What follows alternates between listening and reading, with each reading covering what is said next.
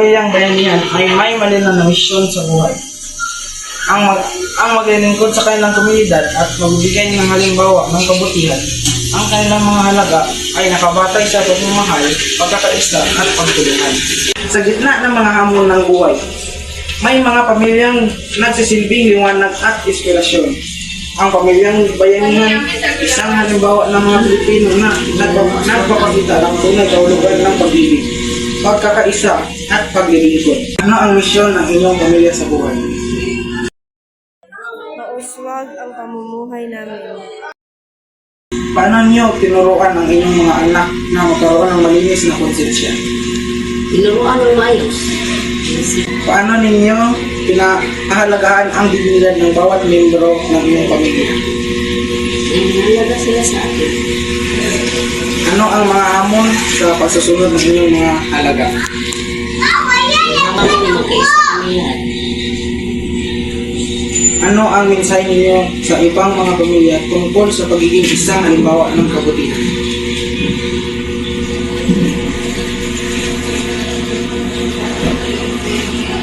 Kabutihan, yung maayos ang pamumuhay namin. Yung mga anak ko, natakot ako parang kala namin, yun na lang parang yun na lang katapasan namin ba? Marami yun na lang. Nag-jujit katapusan ko na.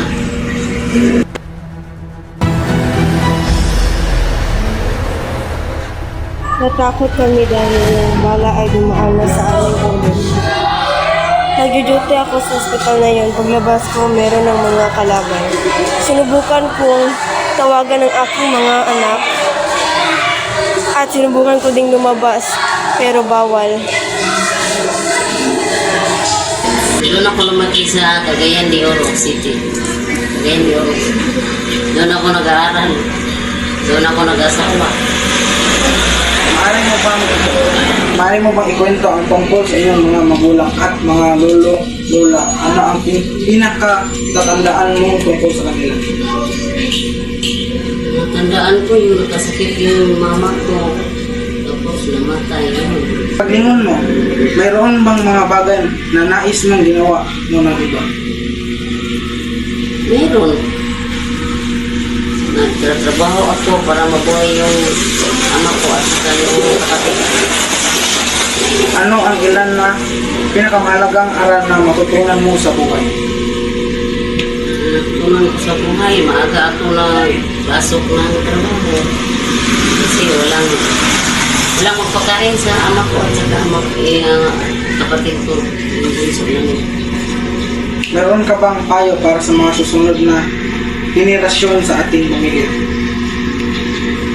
Payo ko lang sa mga anak ko, mabuhay silang maayos. Yung mga anak nila, disiplinahin na mabuti. Ang ilan na pinakamalaking hamon na hinarap mo sa buhay at paano mo ito nalagpasan? Yung gira. Dasal kami sa Panginoon para malagpasan namin. Yung gira sa marami. Maaari ka bang magbahagi ng kwento tungkol sa isang panahon na lalo kang naging proud na nagtagumpay? Proud ko lang na nabubuhay yung mga anak ko. Nabubuhay ko sila. Walang papa. Kasi wala na sila.